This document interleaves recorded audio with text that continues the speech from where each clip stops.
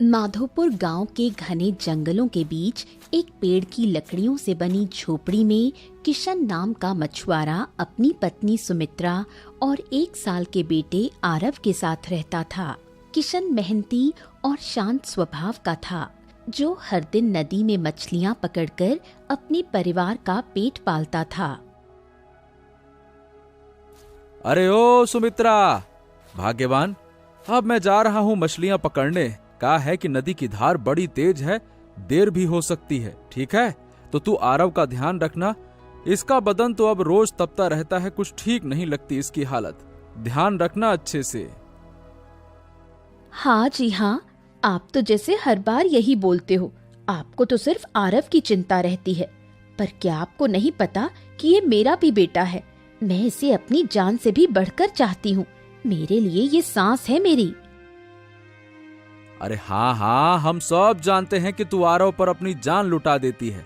ठीक है, हम तो बस इतना कह रहे थे कि तू उसका ख्याल रखना, है ना? चल, अच्छा, अब मैं चलता हूँ। किशन जैसे ही झोपड़ी से बाहर निकलता है, तभी उसके घर पर एक अजीब सा उल्लू आकर बैठता है और अपनी भारी डरावनी आवाज में बोलता है, तुम्हें अपनी संतान को एक दिन खोना पड़ेगा। क्या कहा तुमने? क्या बक रहे हो? कौन हो तुम और ऐसा क्यों कह रहे हो? मेरे बेटे को कुछ नहीं हो सकता। नहीं, ऐसा नहीं हो सकता। भगवान के लिए कुछ तो बोलो, ऐसा क्यों होगा? मैं जो कहता हूँ वो कभी झूठ नहीं होता।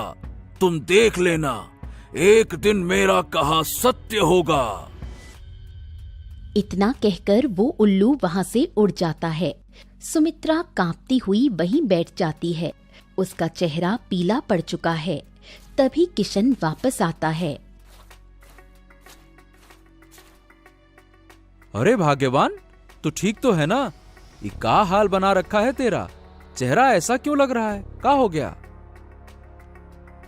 अजी, अभी अभी यहाँ एक उल्लू आया था और उसने कहा कि हमारा बेटा हमसे एक दिन छिन जाएगा। कैसे कहूँ, उस समय मेरी सांस ही रुक गई थी।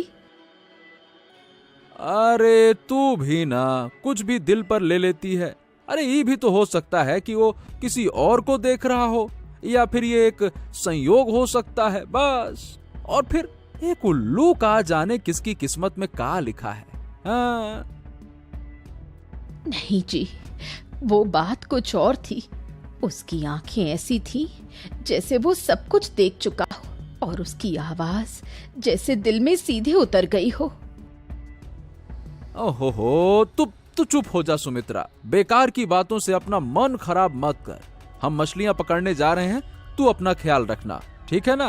हाँ ठीक है जी, आप कहते हो तो मान लेती हूँ, पर ये डर दिल से जा नहीं रहा। हर वक्त आरव के माथे पर हाथ रखकर देखती हूँ, कहीं बुखार तो नहीं। समय बीतने लगता है। एक रात सब सो रहे होते हैं, तभी सुमित्रा को पेड़ के भीतर से एक गूंजती हुई आवाज सुनाई देती है। तुम इस पेड़ को छोड़ दो, नहीं तो तुम्हें तुम्हारी संतान से हाथ धोना पड़ेगा। ये सुनते ही सुमित्रा घबराकर उठ बैठती है। नहीं तो उसका माथा पसीने से तर होता है, दिल तेजी से धड़क रहा होता है।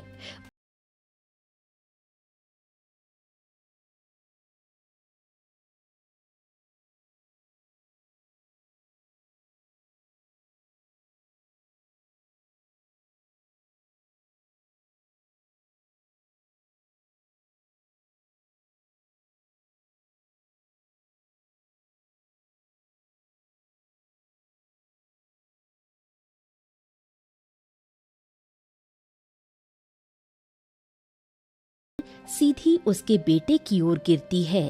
तभी सुमित्रा बिना कुछ सोचे अपने बेटे आरव को उठाकर दूर हट जाती है।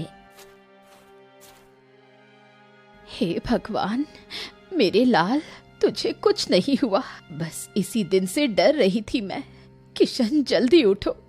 हमारा बेटा, हमारे बेटे पर जरूर कोई खतरा है। अब मुझसे और नहीं रहा जाता किशन। ये पेड़ कुछ बोलता है। इसकी टहनियां खुद गिरती हैं और मेरे बेटे पर खतरा बनकर मंडराती हैं। मैं अब इस पेड़ के पास नहीं रह सकती। ए सुमित्रा, तू घबरा मत, है ना? हम जल्दी कुछ न कुछ करते हैं। अरे हम कहीं और झोपड़ी बना लेंगे, पर तब तक तो हमें यहीं रहना होगा ना। हमारे पास और कोनो रास्ता भी तो नहीं है ना? हाँ ठीक है जी, पर अब मैं एक पल भी आरव से नजरें नहीं हटाऊंगी। उसकी हर सांस पर मेरी निगाह रहेगी। हाँ भाग्यवान, तुम्हारी बातों से अब हमको भी डर लगने लगा है। लेकिन चिंता ना करो, जैसे ही कुछ पैसा होगा हम ये घर छोड़कर कहीं और चले जाएंगे और एक अच्छा सा घर बना लेंगे, ठीक है ना? तब तक किसी तरह तुम यहां रहो बस। कुछ ही देर में सुबह हो जाती है। किशन थका हुआ सा अपना जाल लेकर निकलता है। वो तालाब की तरफ बढ़ता है, पर जैसे ही पानी में झांकता है तो देखता है कि एक भी मछली नहीं है। पानी बिल्कुल शांत है। हे भगवान, ये कहाँ हो गया? आज तो तालाब में एको मछली नहीं है। अब हम घर लेकर क्या जाएंगे?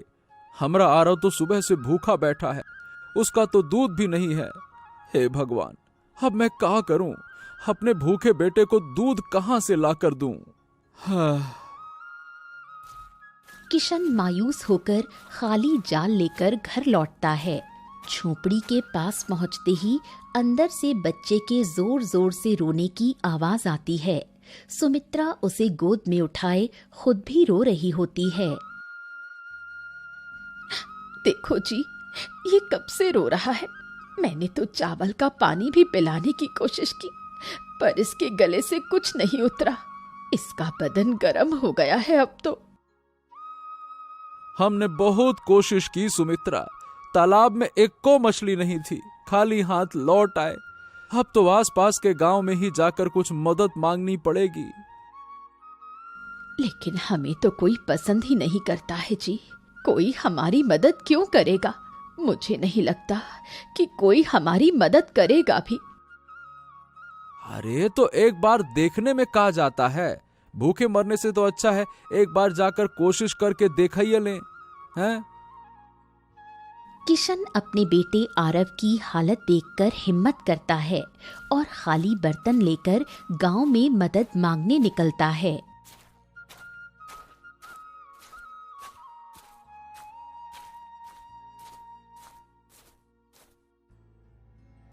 ए भैया, जरा सा दूध मिल जाता तो हमारे बेटे आरव की जान बच जाती। कब से भूखा है, उसकी तबीयत बहुत खराब है।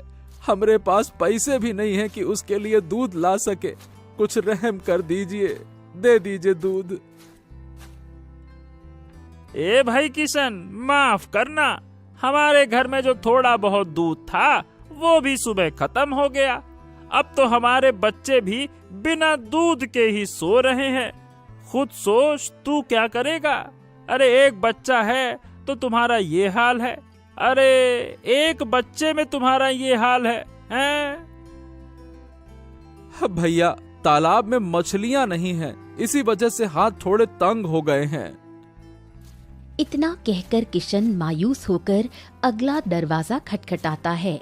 वहां से एक और महिला निकलती है।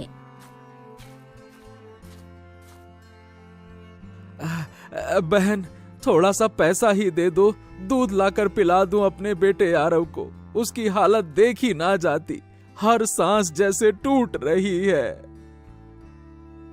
भैया, हमारे घर में खुद 2 दिन से चूल्हा नहीं जला। अब तो भगवान से ही आस है, माफ करो। किशन का दिल बैठने लगता है। वो तीसरे घर की तरफ बढ़ता है, पर वहाँ का आदमी दरवाजा खोलकर एक नजर डालता है और फिर बिना कुछ कहे दरवाजा बंद कर लेता है। अब तो कोई दरवाजा ना खुलेगा। लगता है इंसानों से ज्यादा उम्मीद करना ही बेवकूफी है। अब तो हमको जमींदार के पास ही जाना पड़ेगा। अपने बेटे को लेकर जाता हूँ तो शायद जमींदार पैसे देने से मना ना करे, दे दे कुछ। हाँ,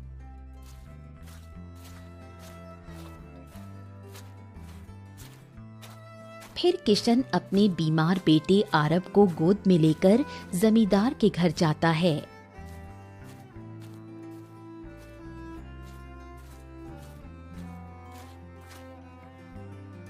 मालिक राम राम। हमारा बेटा आरव बीमार है, बहुत रो रहा है। दूध के बिना उसकी हालत बहुत बुरी हो गई है। आपके दरवाजे पर आखिरी आस लेकर आया हूँ। थोड़ा दूध या कुछ पैसा दे दो मालिक, कुछ तो दे दो, मदद कर दो। ए किशन, तुम्हारे जैसे लोग बस रोने के लिए पैदा हुए हैं। अरे तुम्हारे पास एक बच्चा है और उसका दूध तक नहीं जुटा सकते हैं?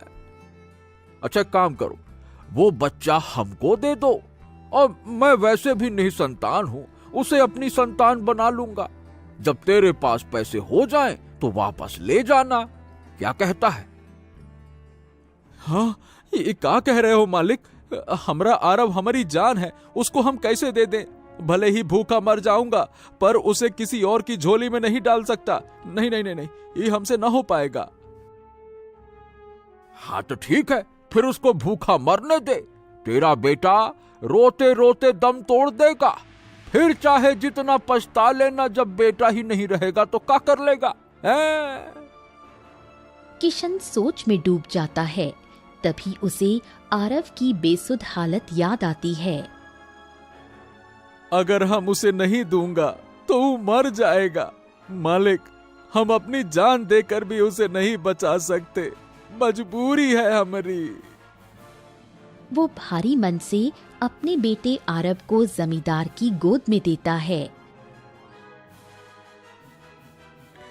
आरव, तुम्हें किसी और को देकर जा रहे हैं, पर तू हमेशा हमारा ही रहेगा। हम तुझे लेने जरूर आएंगे। हम और तुम्हारी माँ बहुत मेहनत करेंगे, बहुत सारे पैसे कमाएंगे और फिर तुमको यहाँ से ले जाएंगे। तब तक जमींदार जी हमारे बेटे का ख्याल रखना। बेटा, तुम भी अपना ख्याल रखना।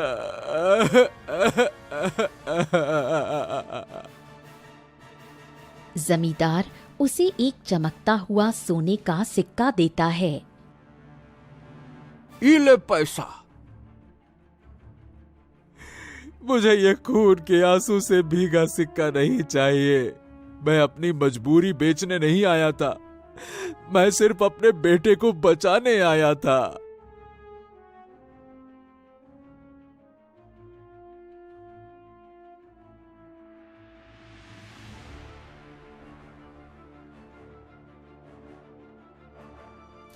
किशन घर लौटता है और जैसे ही सुमित्रा उसे अकेले देखती है, आरव कहाँ है? किशन, मेरा आरव कहाँ है? मैंने उसे जमींदार को दे दिया सुमित्रा। तुमने क्या कर दिया? क्या तुमने सच में उसे किसी और की झोली में डाल दिया? मेरा बेटा, मेरी जान, वो अब मेरे पास नहीं है। तो मैं और क्या करता सुमित्रा? अगर नहीं देता तो वो आज हमारे सामने नहीं होता। हम दिन रात मेहनत करेंगे, हर हाल में पैसा जुटाएंगे और अपने आरव को वापस लाएंगे। वो हमरे बिना नहीं रह सकता। हाँ जी, चाहे कुछ भी हो जाए, मैं हर रोज काम करूंगी, जंगल से लकड़ियां लाऊंगी, खेत में भी काम करूंगी, पर अब देर नहीं करूंगी। दिन गुजरते हैं मगर काम नहीं मिलता। सुमित्रा हिम्मत हारने लगती है। एक दिन वो थकी हुई पेड़ के नीचे बैठ जाती है। हे पेड़, तू ही बता, अब और क्या बाकी है? क्या यही हमारा भाग्य है? क्या इस मिट्टी से बनी झोपड़ी में हमारे सपने भी मिट्टी हो जाएंगे? मेरा आरव क्या अब कभी मुझे माँ कहकर नहीं बुलाएगा? तभी वही रहस्यमयी भारी आवाज फिर सुनाई देती है। तुमने अपने बच्चे को जमींदार को दे दिया अब तुम्हारा बच्चा भी मरेगा, मेरे बच्चे की तरह। नहीं नहीं, ऐसा मत कहो। मैंने अपने बेटे को बचाने के लिए ही तो उसे जमींदार को सौंपा था। मेरी ममता को मत कोसो, मैं माँ हूं, मैं उसे मरने कैसे दूंगी। उसकी चीख सुनकर किशन बाहर आता है और दौड़कर उसे पकड़ लेता है। क्या हुआ सुमित्रा, क्या हो गया? फिर से वही आवाज आई? क्या कहा उसने? किशन, वो कह रहा है हमारा आरव भी मरेगा जैसे उसका मरा था। क्या ये सब सच है? क्या हमने कोई बहुत बड़ी भूल कर दी? अब हम समझ गए सुमित्रा। अब हम मानता हूं कि इस पेड़ के अंदर कुछ तो है, कोई आत्मा, कोई पीड़ा जो हर दिन हमें डराकर कुछ समझाने की कोशिश कर रही है। हाँ, अगर सच में ऐसा है तो हमें कुछ करना होगा। हमें अपने बेटे को जमींदार के घर से वापस लाना ही होगा। मैं उसे किसी और की गोद में नहीं देख सकती। चलो अभी चलते हैं, चाहे जो हो। अब डर कर बैठने से कुछ नहीं होगा। चलो। दोनों रात के अंधेरे में ही जमींदार के घर पहुंचते हैं। मालिक, मालिक, हमारा बेटा आरव हमको वापस दे दीजिए। अब हम कुछ भी करने को तैयार हैं। मेहनत करूंगा, पैसा दूंगा, पर हमारा बेटा हमको लौटा दीजिए मालिक, लौटा दीजिए, लौटा दीजिए। आपको जो चाहिए ले लीजिए, पर मुझे मेरे बेटे की गोद की गर्मी लौटा दो। मैं अब और नहीं जी सकती। मुझे मेरा आरव वापस कर दो मालिक, मुझ पर रहम करो। लौटा दीजिए? अरे भैया, अब बहुत देर हो चुकी है। आरव अब मेरा है, मैं उसे कहीं नहीं जाने दूंगा। चलो जाओ, भागो यहाँ से, वरना अच्छा नहीं होगा। ए हरिया, इन दोनों को धक्के मारकर हवेली से बाहर तो निकाल, निकाल इनको, बड़े आए। हरिया दोनों को हवेली से धक्के मारकर बाहर निकाल देता है। किशन और सुमित्रा टूटे दिल से रोते हुए लौटते हैं। सुमित्रा, हम हार नहीं मानेंगे, चाहे कुछ हो जाए, हम आरव को वापस ला कर रहेंगे, किसी भी कीमत पर। हाँ। अगले दिन सुबह सूरज की किरणें झोपड़ी के पास पड़े उस पेड़ पर पड़ती हैं। तभी अचानक वहां एक गधा आता है जो अजीब सी आंखों से किशन की तरफ देखता है। तुम दोनों बहुत दुखी हो, मैं जानता हूँ क्यों। हाँ, तू बोल रहा है? तू कौन है और तू हमको जानता कैसे है? मैं उस जमींदार के यहाँ पहले काम करता था। मैं उसका राज जानता हूँ जो कोई नहीं जानता। एक दिन उसने कुछ ऐसा किया था जिसकी सजा उसे आज भी मिल रही है। क्या तू हमारी मदद कर सकता है? क्या तू हमारा बच्चा हमें वापस दिला सकता है? अगर तुम दोनों अपना बेटा वापस पाना चाहते हो तो तुम्हें राजमहल जाना होगा और इस पेड़ का रहस्य सुलझाना होगा, क्योंकि यही पेड़ वो कड़ी है जो तुम्हारे दुखों का कारण भी है और समाधान भी। हाँ, तो ठीक है, हम तैयार हैं। बताओ हमको कहाँ जाना होगा। हम जाएंगे, चाहे रास्ता कितना भी कठिन क्यों ना हो, पर हमें हमारा बेटा वापस चाहिए। तो चलो, अब समय आ गया है कि जमींदार का सच सामने लाया जाए और इस पेड़ की पीड़ा को भी मुक्त किया जाए। गधा किशन और सुमित्रा महल की तरफ जाने लगते हैं और कुछ ही घंटों में महल के भव्य द्वार पर खड़े होते हैं। सैनिक उन्हें घूरते हैं, पर गधा बड़ी गंभीरता से आगे बढ़ता है और कहता है, हमको राजा से मिलना है और ये मामला किसी साधारण बात का नहीं है, बल्कि एक आत्मा की पीड़ा का है। हे भगवान, ये गधा बोल कैसे रहा है? नहीं नहीं नहीं नहीं, लगता है कि हमारी आंखों का धोखा है। ए भैया, कहाँ खो गए? दरवाजा खोलिए, हमको महाराज से कुछ जरूरी बात करनी है। ठीक है ठीक है ठीक है, मैं खोलता हूँ, रुको। सैनिक डर के मारे गेट खोल देता है और सभी दरबार के अंदर चले जाते हैं। महाराज, हमें आपसे कुछ आवश्यक बात करनी है। हैं? कौन हो तुम दोनों, और तुम्हारे साथ ये बोलने वाला गधा कौन है? बोलो, तुम्हें क्या समस्या है? महाराज, हम माधोपुर गांव के निवासी हैं, हम मछुआरा हैं। ये हमारी पत्नी सुमित्रा है। हम उस पुराने पेड़ के पास एक झोपड़ी में रहते हैं, जहां से कुछ समय पहले हमारी पत्नी ने एक रहस्यमयी आवाज सुनी। वही आवाज जिसने कहा कि हमारा बेटा मर जाएगा। महाराज, मेरे बेटे की हालत इतनी खराब थी कि हमें मजबूरी में उसे जमींदार को देना पड़ा, क्योंकि हमारे पास दूध तक नहीं था। और फिर उस पेड़ ने दोबारा आवाज दी कि जमींदार से हमारा बेटा वापस ले आए, नहीं तो वो भी मरेगा जैसे वो मरा था। ये वही आवाज क्या फिर से सुनाई दी जो सालों पहले गांव वालों ने सुनी थी? सालों पहले जमींदार ने कहा था कि वो आवाजें झूठ थीं, गांव वालों की कल्पना है वो, और अब फिर से वही आवाज लौट आई है। मंत्री जी, तुरंत जमींदार को बुलाओ। जो आज्ञा महाराज। थोड़ी देर में जमींदार दरबार में आता है। जमींदार, ये क्या सुन रहा हूं? उस पेड़ से फिर से वही आवाज आई है। तुमने वर्षों पहले हमसे कहा था कि वो आवाजें झूठी थीं, लोगों की अफवाह थी। तुमने कहा था कि वो कोई भ्रम है। क्या है ये सब? महाराज, ये लोग झूठ बोल रहे हैं। ये सब एक योजना है इनकी, मुझको फंसाने की।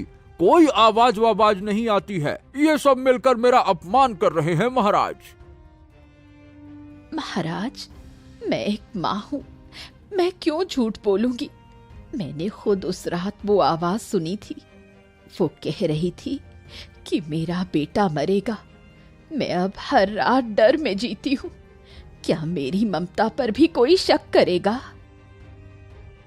हमरे पास ना पैसा है ना ताकत, पर हमरे पास सच है महाराज। हमने सब कुछ खो दिया, अपने बेटे को किसी और की झोली में डाल दिया। अब अगर आपने हमारी बात ना सुनी तो हम तो पूरी तरह से टूटिए जाएंगे। क्या बचेगा हमारे पास? राजा थोड़ी देर सोचता है, फिर मंत्री की ओर मुड़ता है और गंभीरता से कहता है। मंत्री जी, आप तुरंत माधोपुर गांव जाइए और उस पेड़ की जांच करवाइए और पता लगाइए कि वो आवाज क्या है।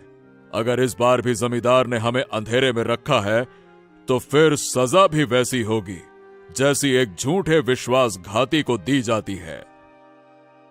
जो आज्ञा महाराज, मैं आज ही रवाना होता हूं। महाराज, समय बहुत कम है। जमींदार जो छुपा रहा है वो केवल वही पेड़ जानता है। वहां की मिट्टी, वहां की हवा और उस आवाज की सच्चाई आज नहीं तो कल सबके सामने ही आएगी। तुम चिंता मत करो, इस बार न्याय मिलेगा। मंत्री माधोपुर गांव पहुंच चुका था। वो उस पेड़ के पास जाता है जहां किशन और सुमित्रा की झोपड़ी थी। वो पेड़ को ध्यान से देखता है और उसके नीचे की मिट्टी में कुछ कंपन महसूस करता है। वो एक घुटने के बल बैठता है और पेड़ की जड़ों पर हाथ रखता है। तभी एक रहस्यमयी आवाज गूंजती है। हम माफी का इंतजार कर रहे थे मंत्री जी। तो तुम कौन हो? तुम जानना चाहते हो मैं कौन हूं ना? तो सुनो मंत्री, मैं उस जमींदार की बेटी हूं जिसने मुझे इस दुनिया में आने से पहले ही बोझ समझ लिया। मैंने कभी रोशनी नहीं देखी, न माँ की गोद का प्यार पाया, बस इसलिए क्योंकि मैं लड़की थी, ताकि उसकी जमीन, उसका नाम, उसका लालच आगे बढ़े। और जब पता चला कि मैं लड़की हूँ, उसने मेरी मासूम सांसों को इसी पेड़ के नीचे मिट्टी में मुझे दफन कर दिया। हे आत्मा, तू कोई परछाई नहीं, तू तो उस अन्याय की साक्षात गवाही है जो इंसान की लालच ने तुझ पर किया। मैं वचन देता हूं कि तेरे हर दर्द का हिसाब होगा। जिस जमींदार ने तुझे मारा उसे अब राज दरबार के सामने झुकना पड़ेगा। मैं तुझे इंसाफ दिलाकर ही लौटूंगा।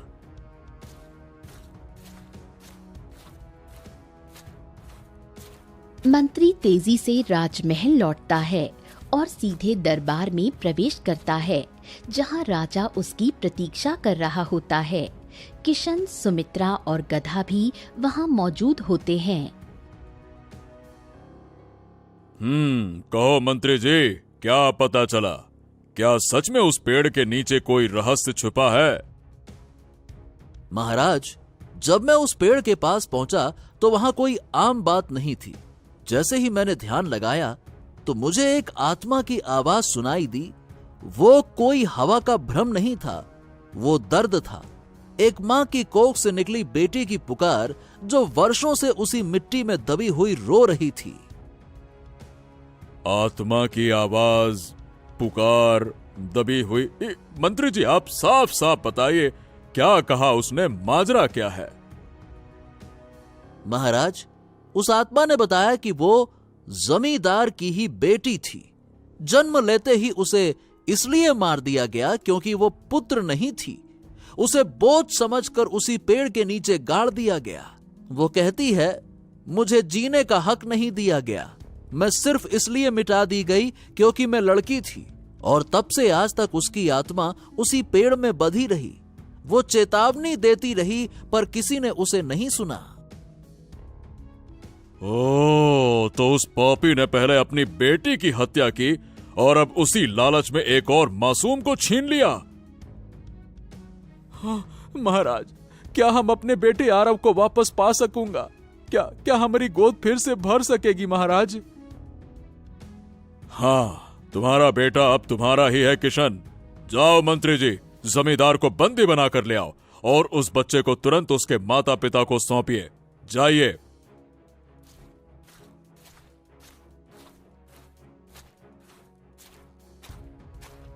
कुछ ही देर में सिपाही जमींदार को दरबार में पकड़े हुए लाते हैं। तुमने पहले अपनी बेटी को मारा, फिर उस गुनाह को छुपाया और अब एक गरीब की संतान को छीन लिया। तुम्हारे पाप का घड़ा भर चुका है जमींदार। तुम्हें जीवन भर के लिए कारावास की सजा दी जाती है। सिपाही जमींदार को घसीटते हुए ले जाते हैं। किशन की आंखों से आंसू गिरते हैं, मगर अब वो खुशी के होते हैं। मंत्री एक कपड़े में लिपटा नन्हा बेटा लाकर सुमित्रा को सौंपता है। मेरे लाल, तू फिर से मेरी गोद में आ गया। मैं तुझ पर अब किसी की भी परछाई पड़ने नहीं दूंगी। अब हम पूरे हो गए सुमित्रा, अब कोई डर बाकी नहीं रहा। हाँ। तुमने जो सहा वो किसी कठिन परीक्षा से कम नहीं था किशन। अब तुम हमारे महल में काम करोगे। तुम सच्चे और मेहनती हो और महल को ऐसे ही लोगों की जरूरत है।